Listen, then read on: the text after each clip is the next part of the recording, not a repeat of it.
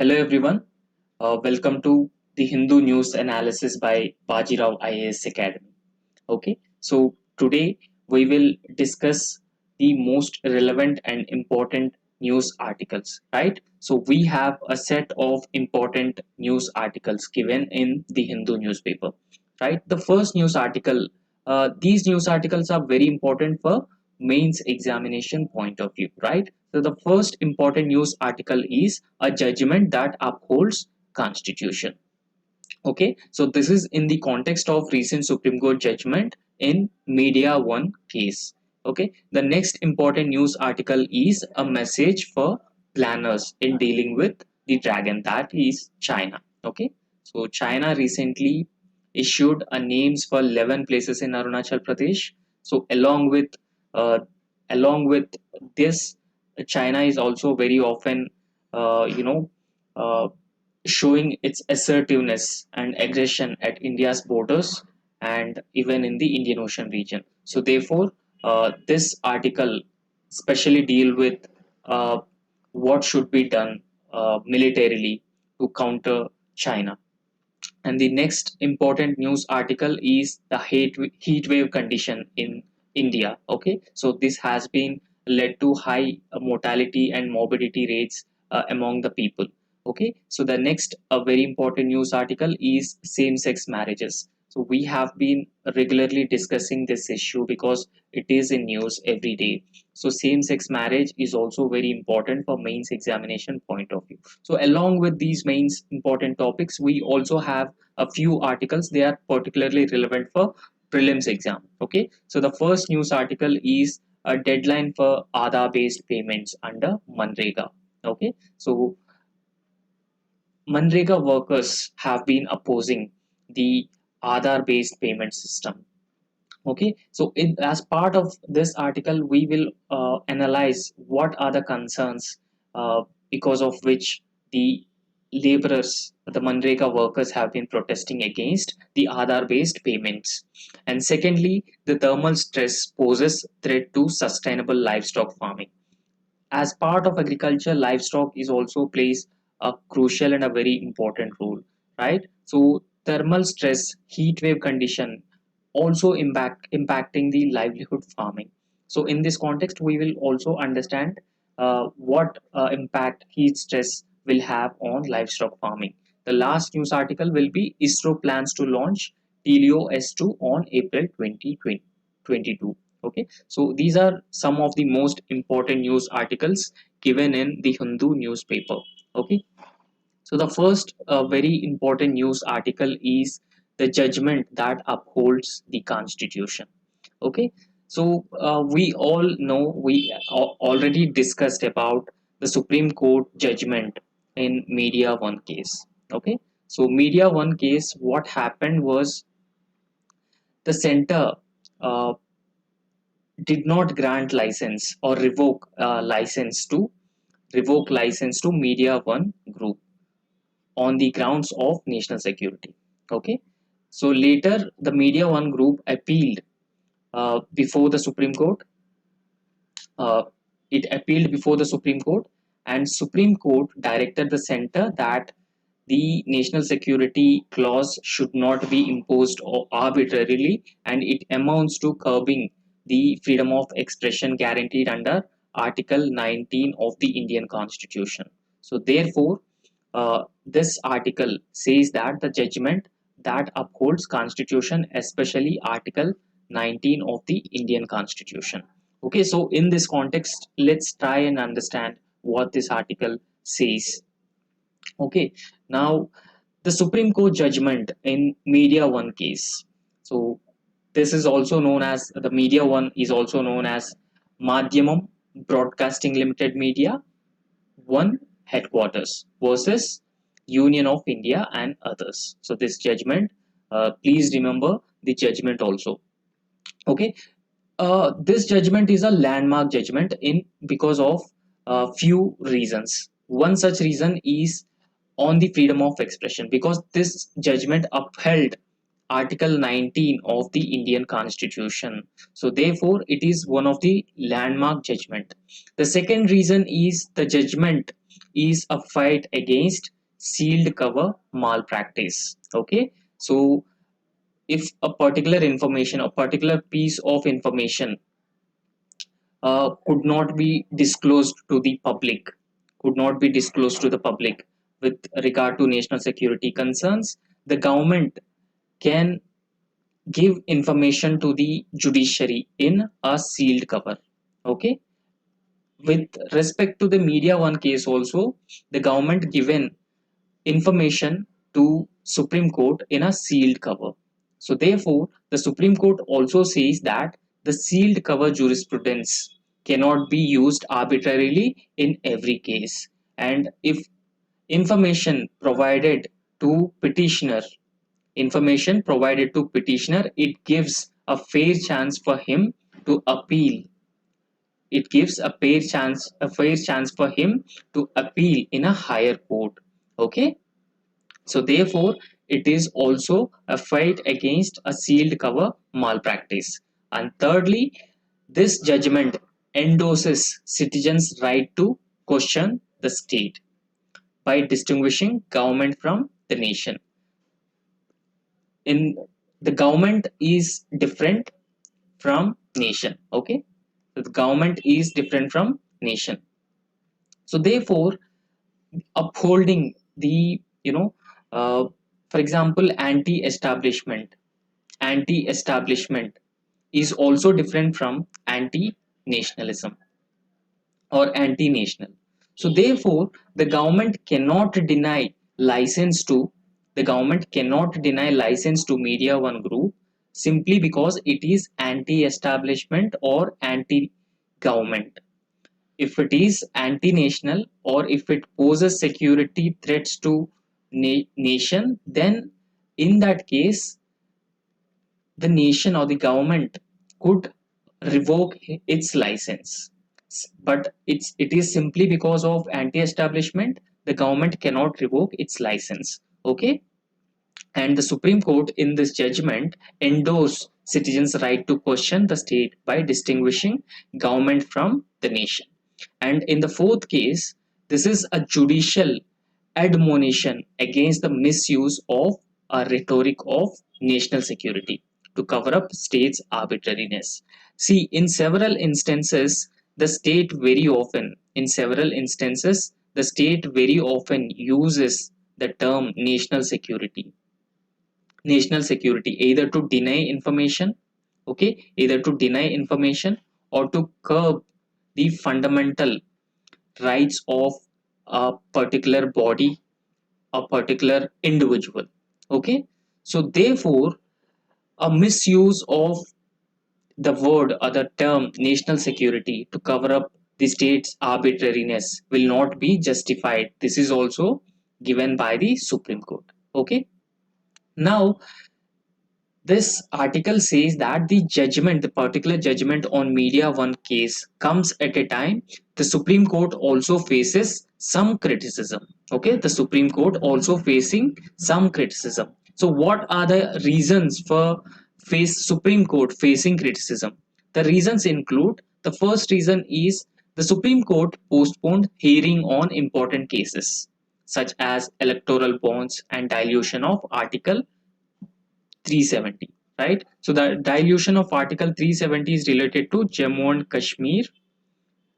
Article 370 is related to Jammu and Kashmir. Okay, the dilution of electoral bonds, right? So electoral bonds were also, uh, you know, a debate and discussion has been going on electoral bonds because uh, they are providing anonymity of electoral funding and there is lack of transparency with respect to electoral bonds. So therefore several petitioners have filed appeals of petitions in Supreme Court on the constitutional validity of the electoral bonds. Okay, so the Supreme Court postponed hearings on electoral bonds and dilution of Article 370 of the Constitution. And also, it has upheld the draconian provisions of Prevention of Money Laundering Act. Okay, so the Prevention of Money Laundering Act was passed in the year 2002. So there were some draconian provisions, and those provisions are used against the opposition parties. And the Supreme Court upheld some of the draconian provisions of the Prevention of Money Laundering Act. So because of these reasons, the Supreme Court has been facing some criticism. Okay, so this judgment, the Media One judgment, has come in the backdrop of Supreme Court facing some criticism. Okay, however, the Media One judgment is a part of an attempt to regain the glory of Indian judiciary. So this article says that this particular Media One judgment is part of an attempt to regain the glory of the Indian judiciary. So how? In fact, in Anup Baranwal versus Union of India case, see, this judgment is very important. This judgment is very important for the examination point of view. So in Anup Baranwal versus Union of India case, it took away the power, right? So it took away the power of earlier the chief election commissioner. The chief election commissioner and election commissioners were appointed by the government itself. Okay, the executive itself appoint election commissioners and chief election commissioners, right? Even though the independence of the Election Commission of India is very important, uh, the appointment is governed under Article 324 of the Constitution, then also the appointments are made by the government. So therefore, in the Supreme Court in Anup Baranwal versus Union of India case took away the power of the government to appoint election commissioners. Right? So earlier it was just the sole domain of the executive. But now the Supreme Court directed the center to constitute a committee. Okay, directed the center to constitute a committee, and the committee should comprises of Chief Justice of India, Prime Minister, and Leader of Opposition in the Lok Sabha. Okay, this three-member committee will recommend a panel or a set of names to President, and accordingly President will take the call on the appointment of election commissioner. So to maintain, it will help maintain the independence of the election commission. Okay, right. So this is also part of an attempt to regain the glory of the judiciary. However, Indian judiciary in the past, many constitutional principles were developed, right? The Supreme Court itself developed many constitutional principles while hearing several number of cases. For example, if we look at the Bommai case, right, this is a landmark judgment with respect to federalism. Okay, with respect to federalism. In Bommai case, 1994, the Supreme Court held that federalism and secularism are basic features of the Indian Constitution. So this was one such principle which was developed by the Indian judiciary in 1973 Keshwanand Bharati judgment. In Keshwanand Bharati judgment, Supreme Court come up with a set Supreme Court come up with a new doctrine, that is a basic structure doctrine. Okay, that is a basic structure doctrine. So basic structure is very important, and basic structure should not be violated by an executive order or the parliamentary legislation, right? In the next case, the Pottaswamy case in 2017, Supreme Court held that the right to privacy is part of the fundamental right. So, right to privacy is part of fundamental rights under Article 21. So, therefore, the state should not dilute or take away the fundamental right to privacy of the citizens, right? So, this is also one such principle that was developed or propounded by the Indian judiciary. Okay, so how the Media One judgment is different from earlier discussed judgments, both the Bommai judgment and the Puttaswamy judgment. How Media One judgment is different from the earlier two judgments. See, in the Media One case, the court directly asked the center, right? So the court directly asked the center, which was unilaterally cancelled the license issued to a television channel, citing national security. So the court asked the center to renew the license, which was earlier cancelled by the center on the national security grounds. Okay, so remember we have discussed anti-establishment. Anti-establishment is different from anti-nationalism. Anti-establishment is different from anti-national uh, stand. So therefore, the Supreme Court directly given orders to the center to renew the license of Media One Group.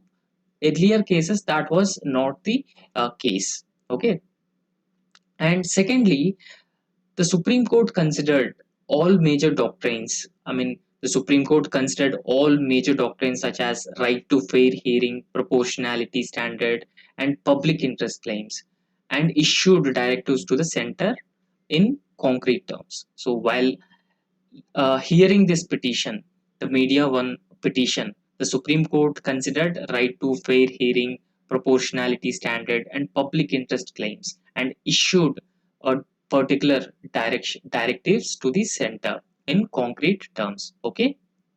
However, this says that the Media One judgment has underlined the institutional capacity of the court in troubled political times. Okay, so uh, completely this article says that the center or the union government cannot impose sanctions on or cannot impose uh, ban on any media group arbitrarily.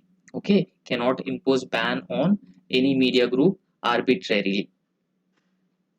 So that amounts to the violation of the fundamental rights of these organizations, especially Article 19 of the Constitution. So therefore, the Supreme Court have come up with a progressive uh, order or the progressive judgment and directly ordered the center or the union government to renew the license of Media One Group. Okay, so and this shows the institutional capacity of the court in troubled political times. So this is all about this article. So we'll discuss the next important news article. See, the next important news article is about the message for the planners and dealing with dragon, that is China. Okay, how India could deal with China. So in recent times we have discussed about India China relations, right? India China relations in a very detailed manner. So what happens exactly is China's assertiveness at the LAC and at the Indian Ocean region is particularly a concern for India, since China is military, a formidable military and economic power that certainly poses several challenges for India. So that is particularly seen during the LAC conflict at the Doklam Plateau and at the Galwan clashes. Okay, at the Galwan clashes as well. So in this context, we will understand how China wanted to deal with India, what are its aspirations, and what are the lacunas within the Indian security forces and the military establishment, and what the Parliamentary Committee on Defense recommended in this regard. Okay, we will discuss everything in this article, right?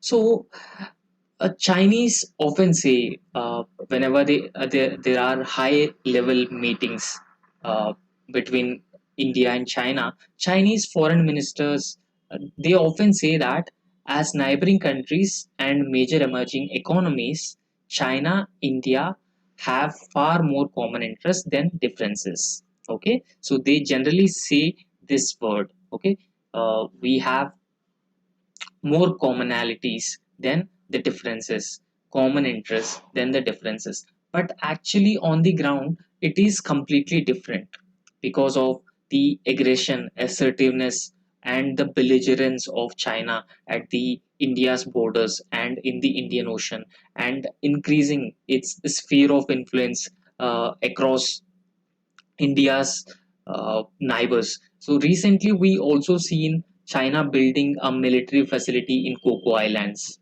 very near to India's eastern coast, and also constructing a satellite ground station. Okay, a satellite ground station in Sri Lanka. So therefore, China, what actually China doing on the ground is completely different from what they are saying. Okay, so that is also evident from recently China allocated some names to few places in Arunachal Pradesh, and also Chinese regime have denied visas to Indian journalists. Okay, so this has been particularly highlighted in this article. So this article says that this behavior is nothing but a creeping warfare. Okay, so this is a creeping warfare, perhaps the Sanju kind. Okay, perhaps the Sanju kind of warfare. So what is a Sanju kind of a warfare? A Sanju is someone who is very famous in China, right? So he says that warfare is a skill that is winning without fighting.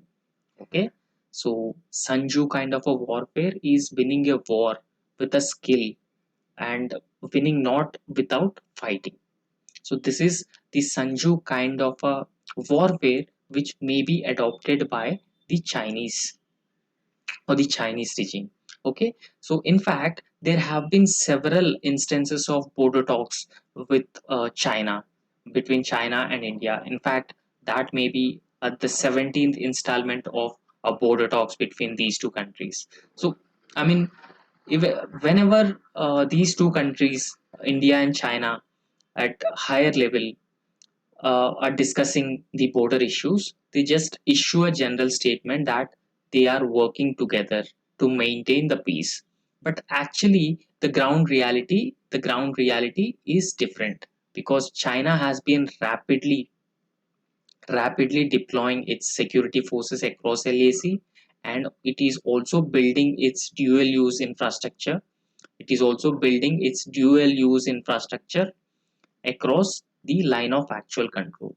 So therefore, this statement does not actually reflect the ground situation. Okay. However, in recent past, we have been observing Chinese aggression and assertiveness, as particularly at the LAC and in the Indian Ocean region. Okay, Indian Ocean region. So China wanted to change, or China wanted to reduce India's influence in the Indian Ocean region. So therefore, it has been deploying the naval vessels. It has been improving its capabilities and infrastructure in the Indian Ocean region. So therefore, it can reduce India's influence in the Indian Ocean region. However, apart from line of actual control and Indian Ocean region, we can also see Chinese aggression with respect to Taiwan. Okay, with respect to Taiwan, because uh, China claims Taiwan is also part of China. Taiwan is also part of China. So, and any country which is building, which is having a diplomatic relations with China, must agree to one China policy. So that means they should also agree that Taiwan is part of China. Okay, so that is one China policy.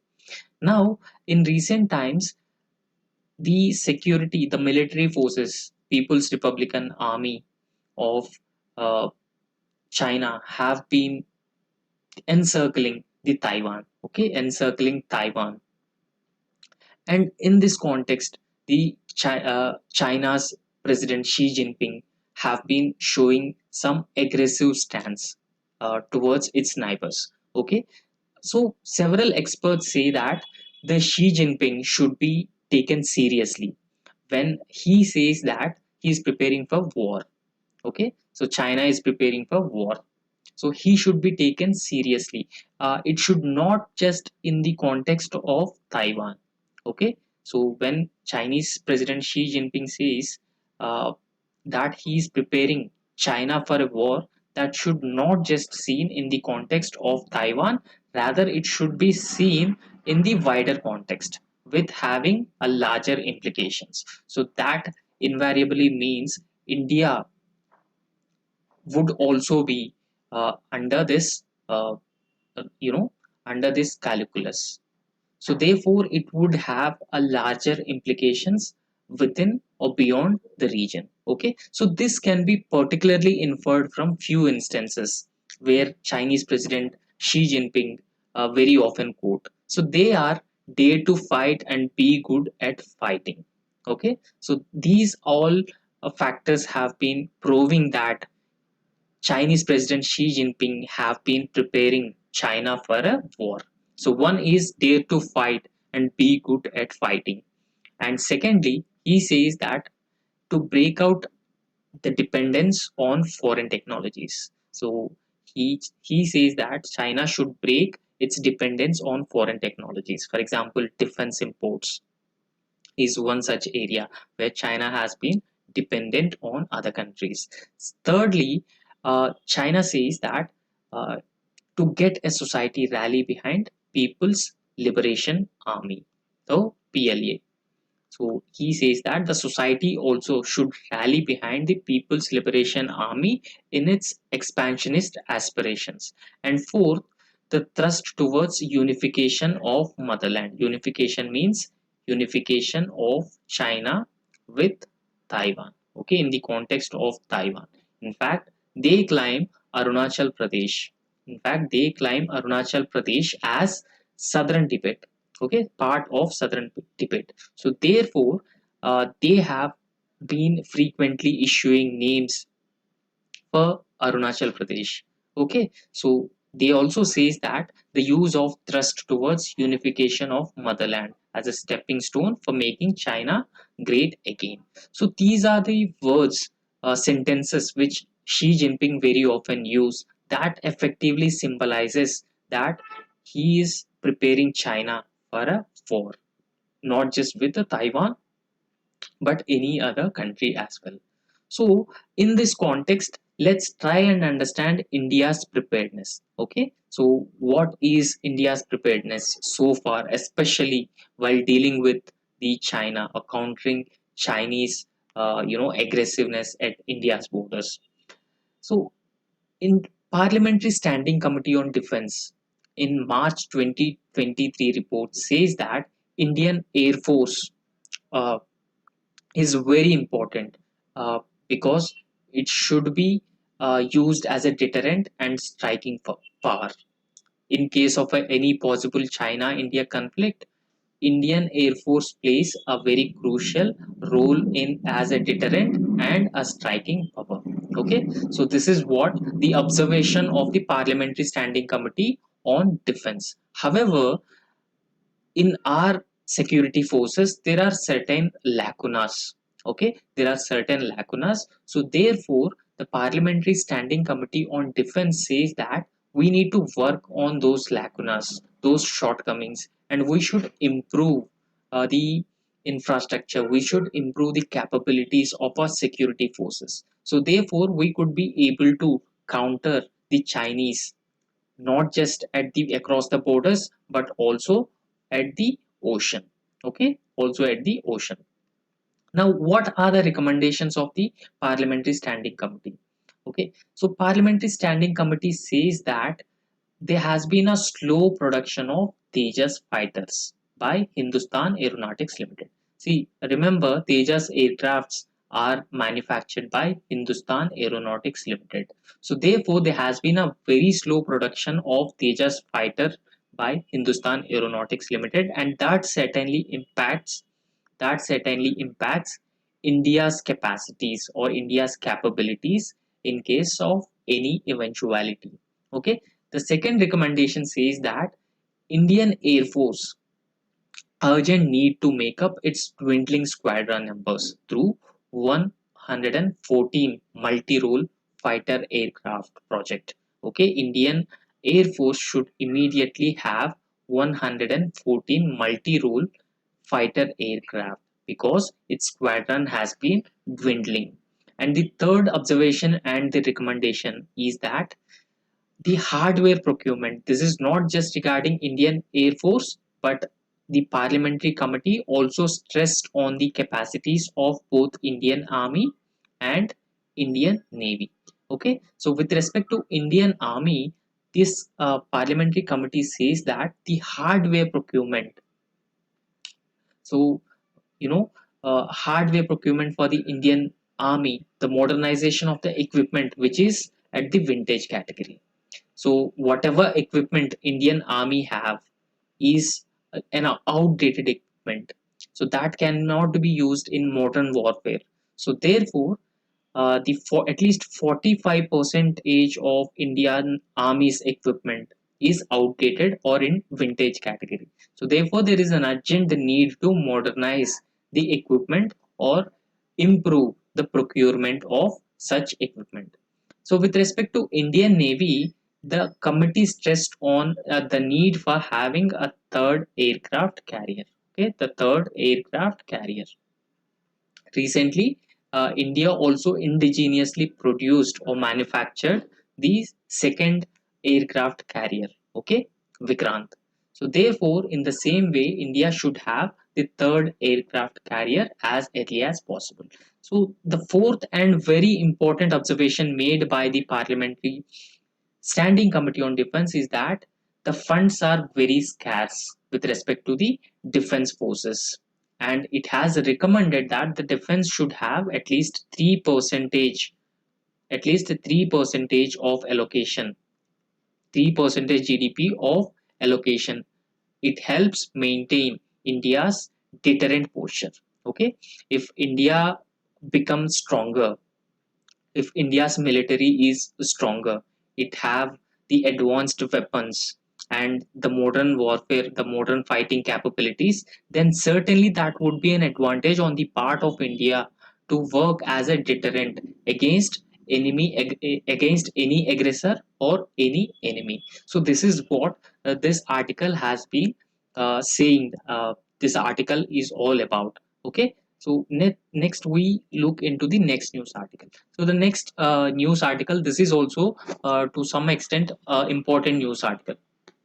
So this news article is particularly regarding the heat wave. Okay, so particularly regarding heat wave.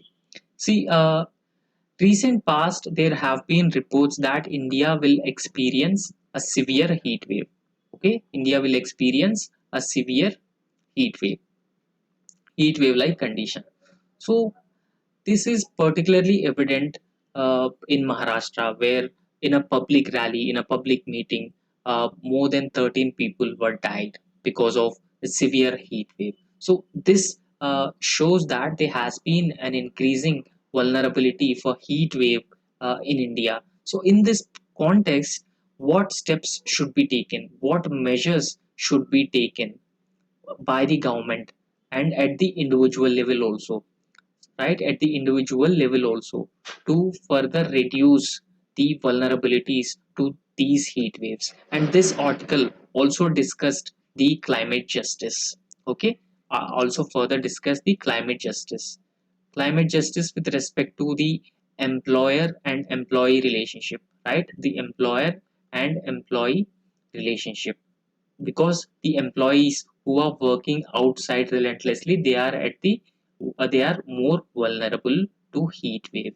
So therefore, addressing the climate justice with respect to heat wave is also very important. And also, the people should be empowered, the people should be made aware of the negative impacts of such a severe heat wave.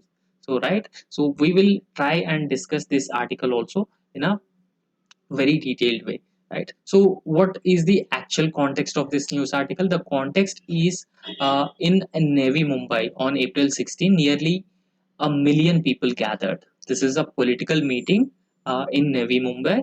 So nearly 1 million people gathered, right? So this is a social, this is an event. So in this event, more than 120 people have suffered considerable heat stress. Okay, they have suffered a considerable heat stress, and within these 120 people, 13 have died and 18 others were hospitalized. Okay, so this is because of heat wave condition. So what is the heat wave? What is heat wave? The definition of heat wave has been given by the World Meteorological Organization, right? So the World Meteorological Organization says that a heat wave is when the daily maximum temperature for more than 5 consecutive days exceeds the average maximum temperature by 9 degrees Fahrenheit. Okay, so the World Meteorological Organization says that a heat wave is when a daily maximum temperature. So like there are different places and those places have both minimum temperatures plus maximum temperatures daily. Okay, both minimum and maximum temperatures daily. So for more than 5 consecutive days, the average maximum temperature exceeds the 9 degree Fahrenheit, then that would be considered as a heat wave. Okay, the simple definition of heat wave is abnormally a period of abnormally uncomfortable hot and usually humid weather is also defined or categorized as heat wave. Please remember, heat wave is not part of the calamity, the natural calamity categorization by the government. However, the heat wave action plans are also not implemented properly in different parts of the country. So there is no mapping of vulnerable zones. There is no mapping of vulnerable or heat wave prone zones in India. So all these factors have been further intensifying the existing heat wave condition, leading to high levels of mortality, high levels of mortality among people, particularly poor. Okay, now in this context, let's understand the global warming and the climate change are also some way or the other responsible for this existing crisis, and it is also expected that India this year will experience possible El Nino like condition. So El Nino like condition, what happens in El Nino? The eastern Pacific oceans were warmer.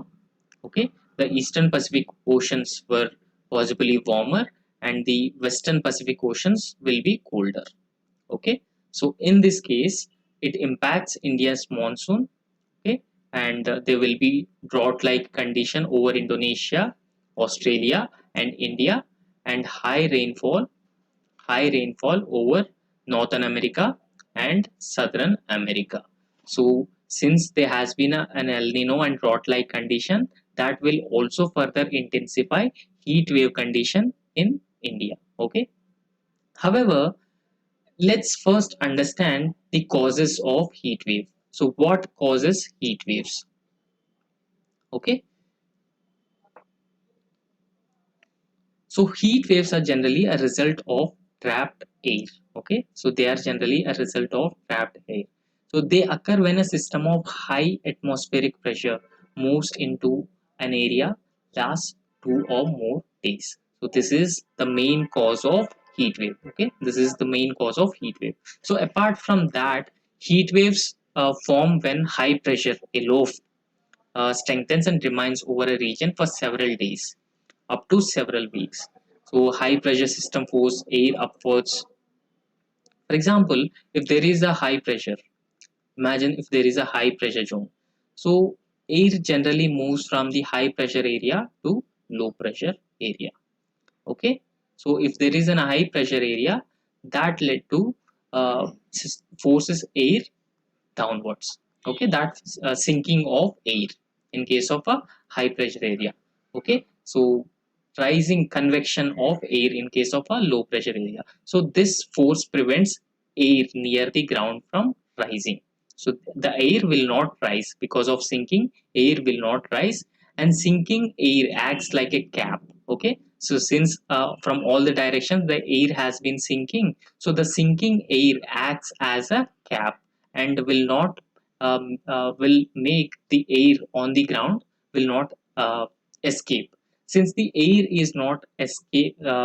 cannot escape from the ground, so it develops a heat wave like condition in that particular place. Okay, so this is the main reason for heat wave. So now understand what this article has been recommended to in order to protect people from the heat wave. It says that India must work towards becoming a country in which every individual is equipped with climate literacy. So, what is climate literacy? What is climate literacy?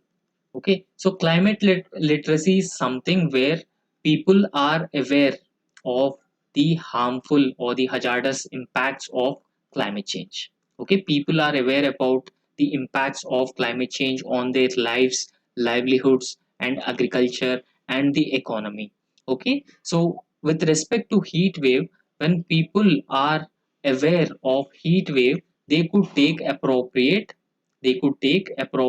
measures. Okay, so when they take appropriate measures, that help them protect not just themselves but their family members also. Okay, so equipped India should work towards becoming a country and where every individual is equipped with climate literacy. Okay, so this literacy should be sufficient to know high temperature plus high relative humidity and dehydration.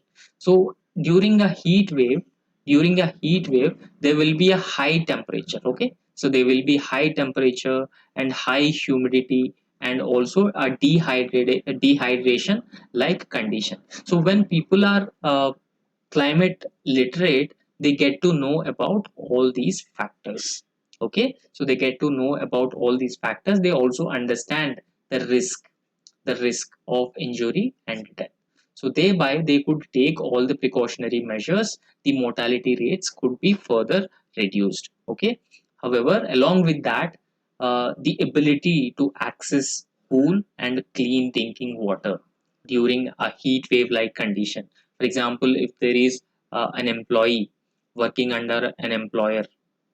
Okay, so the employer should be able to provide cool and clean drinking water for the employees and ventilated shelter and lodging, affordable emergency medical care, and wherever, whenever required. So, all these factors will help reduce the mortality and the morbidity due to the heat wave like conditions. So, along with these factors, there needs to be a proper heat wave management plans, early forecasting of heat waves, and issuing the early warnings to particular areas, and working in coordination with the state governments and the local governments during heat waves are all important steps should be taken to minimize the impacts of heat waves in India. Okay, so this is all about this article.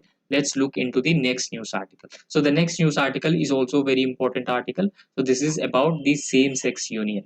We regularly discussing the same sex marriage issue. Okay, so the same sex marriage is a marriage between biological men plus biological men, or biological woman biological woman is a same-sex marriage. So they are demanding legalization of the same legal recognition to same-sex marriage. In India, same-sex marriages have not been recognized legally.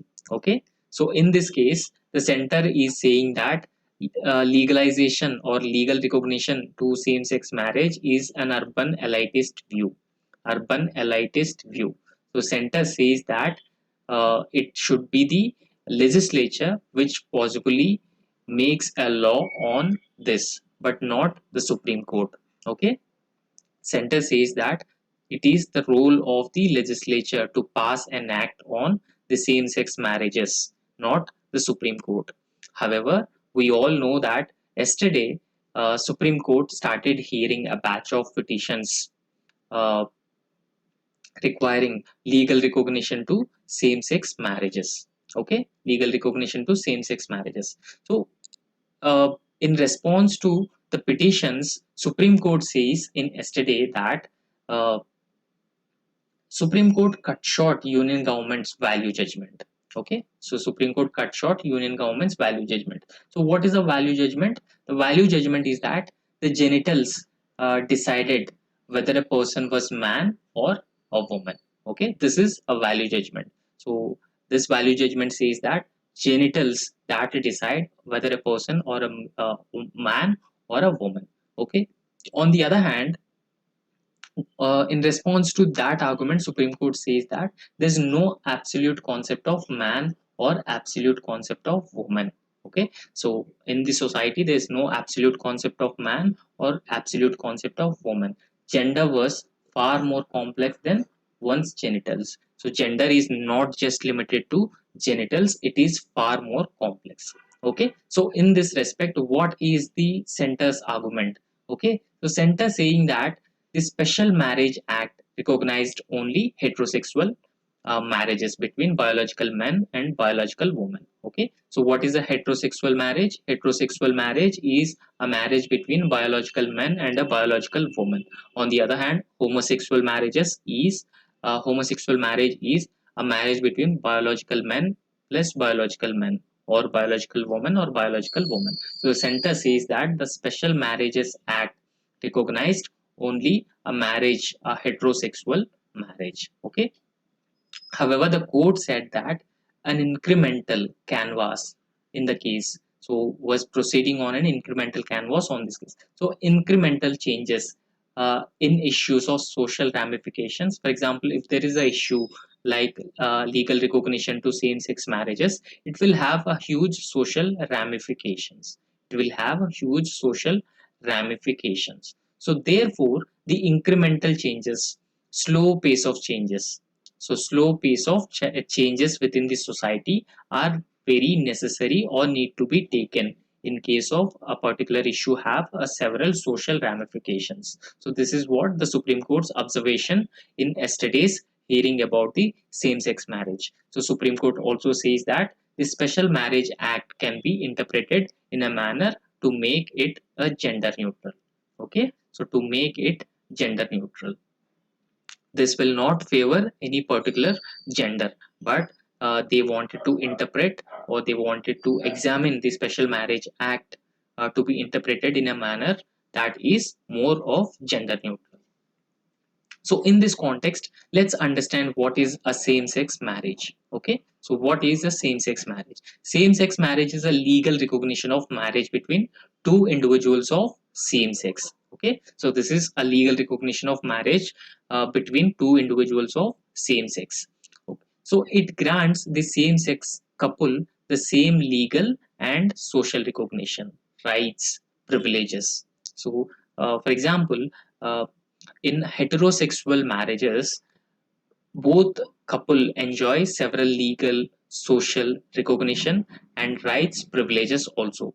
In the case of same-sex marriages or homosexual marriages, they don't enjoy legal and social recognition, rights and privileges also that are traditionally associated with marriage. So those what are the rights which they don't enjoy are property rights, inheritance rights, and the ability to make decisions for each other in medical emergencies, right? For example, emergency consent,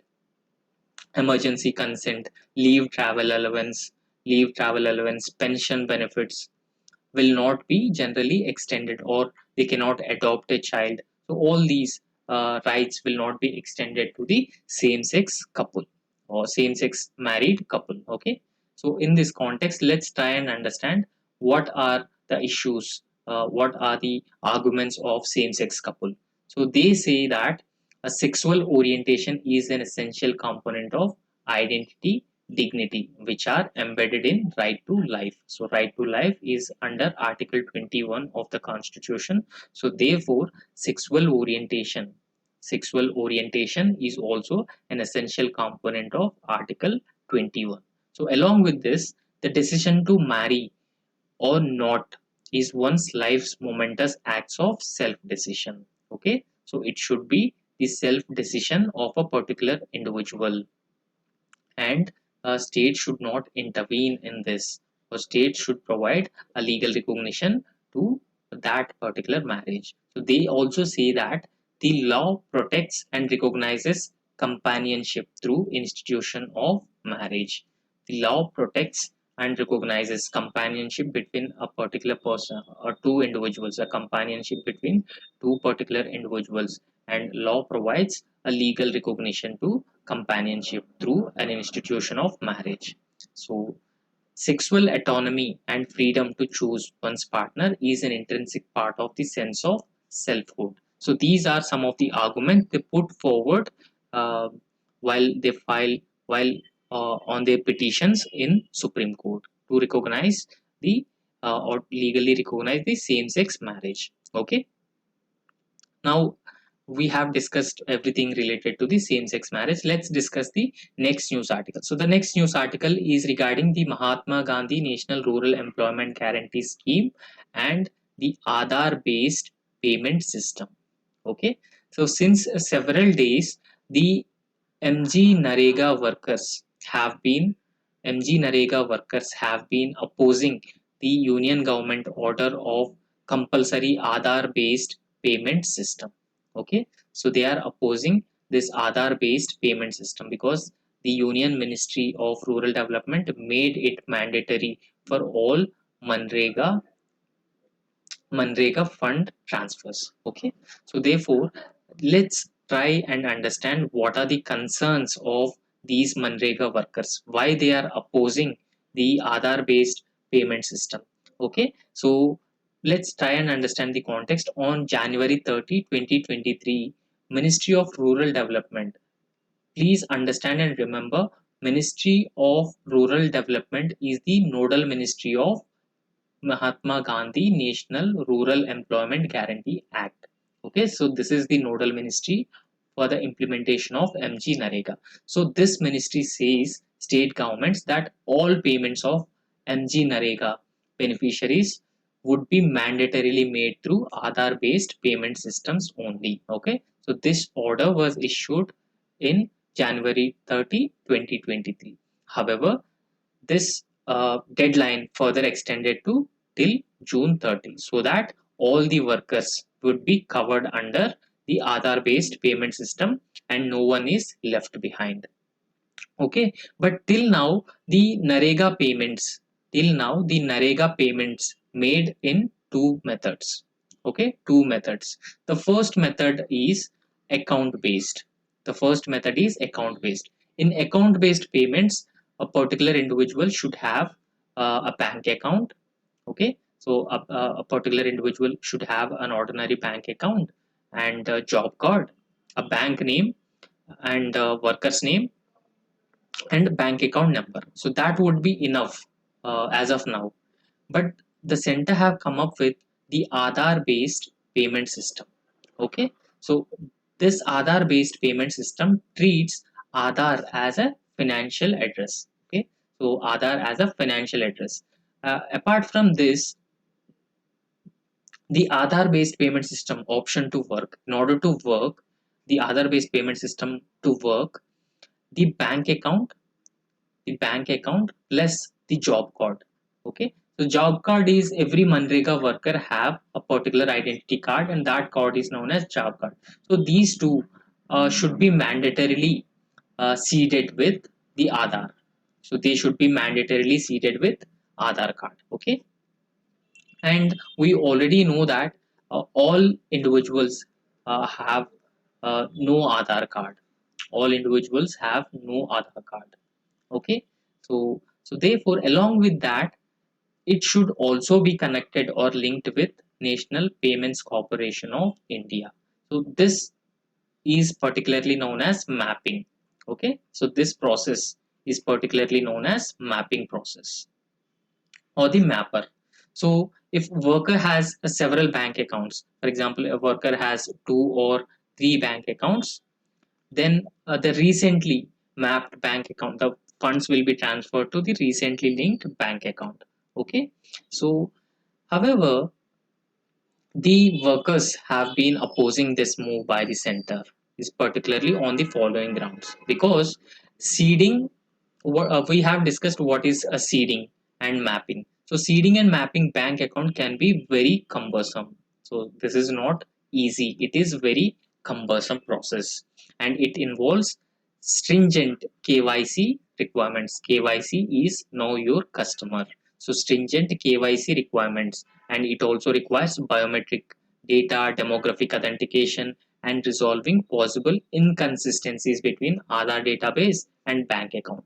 For example, if there are inconsistencies between Aadhaar data, okay, inconsistencies between Aadhaar data and bank account, so then the money will not be received by the beneficiary. For example, in Aadhaar the name of the beneficiary is different, and in bank account the name is different.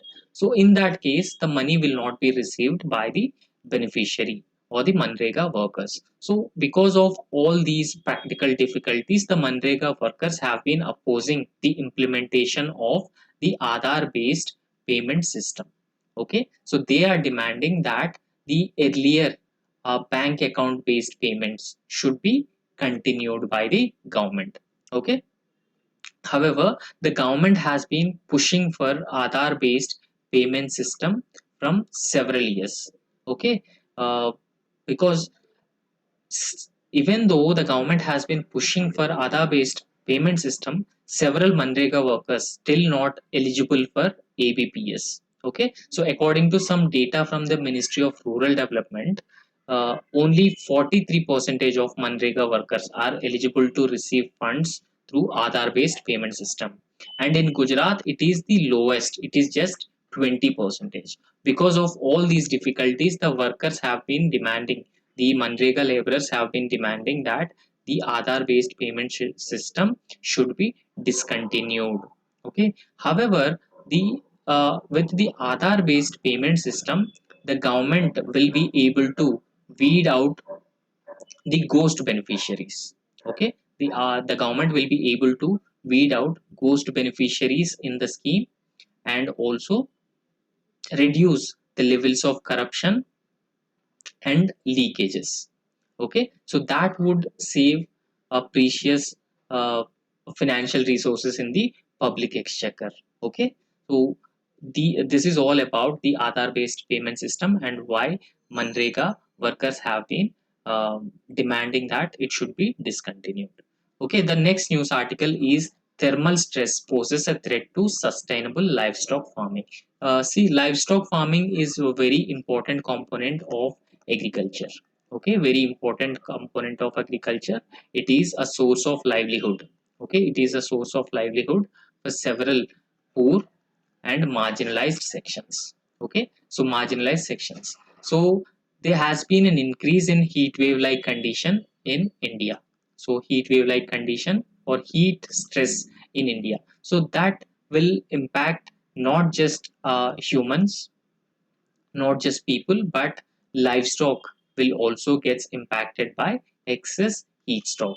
Okay, so the productivity will gets reduced, productivity will be reduced, and in several occasions leads to the death of the livestock, and that will lead to the economic losses, that will lead to the economic losses to already poor cattle farmers. Okay, so in this context, it is important to understand the impact of heat wave on livestock. Okay, so as many districts in Kerala experience heat wave like condition. Okay, so because increasing the temperatures and elusive summer rains, and now livestock farmers are struggling to protect their animals against thermal stress. So they have been struggling to protect their animals against the existing thermal stress. Okay, so during thermal stress or heat wave like conditions, there's a normal or routine dip in yield. Okay, so the productivity will get reduced, and small and big ruminants are facing multiple challenges. So they include lower levels of fertility, disease resistant capacity, or low levels of disease resistant capacity, and that further leads to the high levels of mortality among the livestock. Okay. However, in order to quantify the impact of thermal stress on cattle, the Center for Animal Adaptation to Environment and Climate Change Studies, this is under Kerala Studies, they have started a project. So they quantify the impact of thermal stress on cattle. However, experts say that the productivity alone should not be a norm for selecting cattle. Okay, so when farmers select a cattle, the productivity only should not be a factor. Okay, because particularly in the context of increasing climate change. Okay, the farmer should go for cattle with higher heat tolerance when because of rising heat, increasing heat wave-like condition. The farmer should go for cattle. They are high heat tolerant, so that the production and reproduction rates will not get impacted by hot and humid conditions. So the productivity of the cattle and the fertility or the reproduction of the cattle will not get impacted by the heat, by hot and humid conditions. However, the problem is that the crossbreeds. So crossbreeds cannot tolerate excess heat. Okay, crossbreeds cannot tolerate excess heat. Crossbreeds will have a low thermal tolerance compared to the native varieties. As climate becomes harsher, sustaining livestock production will be a tough task. Okay, now climate has becoming more and more tougher. So therefore, sustaining livestock production will always be a challenge for the farmers. So therefore, select a native crops, select native breeds, and also select more and more heat resistant varieties or heat tolerant cattle. Okay, so because these the the reproductive cycles will get impacted, and they will delay and difficulty in conceiving, embryonic mortality, and absence of heat symptoms. So these are the impacts of excess heat on the cattle and the livestock, and that led to the embryonic mortality and problems in conceiving and reduced productivity that will further lead to the economic losses of cattle farmers. Okay, so the next and last news article for today's discussion is ISRO, Indian Space Research Organization, plans to launch TELEOS to Telos satellite 2 on April 22. Okay, so this is a Singapore satellite. Okay, this belongs to Singapore, and this satellite will be launched from Satish Dhawan Space Center that is located in Sriharikota of Andhra Pradesh. Okay, Sriharikota of Andhra Pradesh, right? So the launch will be carried out by Polar Satellite Launch Vehicle. Please remember, the Polar Satellite Launch Vehicles are used to launch the Earth Observation Satellite, right? It is used to launch the Earth Observation Satellite. On the other hand, the GSLV satellites, the Geosynchronous Satellite Launch Vehicles, are used to launch communication satellites or heavy satellites. Okay, so communication satellites or heavy satellites, right? So ISRO also calls PSLV as its workhorse. Okay, so it also calls it as a workhorse because of high success rate of PSLV, right? So this will be the 55th mission of ISRO. This will be the 55th mission of ISRO, and Helios 2 is an Earth observation satellite, right? Since it is it is launched through PSLV, the Helios 2 is an Earth observation satellite. Okay, and it is developed by an engineering company in Singapore. However, in 2015, ISRO already launched Helios 1. Okay, the that was also an Earth observation satellite that was launched into the low Earth orbit. Okay, that was launched into the low Earth orbit. So there's a low Earth orbit, sun synchronous orbit, a geosynchronous orbit. So different satellites will be put in different orbits in the space. However, it says that the PSLV 55 is ISRO's third launch this year. Okay, so this Helios 2 is launched by PSLV 55, and the PSLV 55 will be the third launch this year for ISRO. Okay, so this is all about the Helios 2 and PSLV 55 program of ISRO. Okay, so that's all for today, and thank you.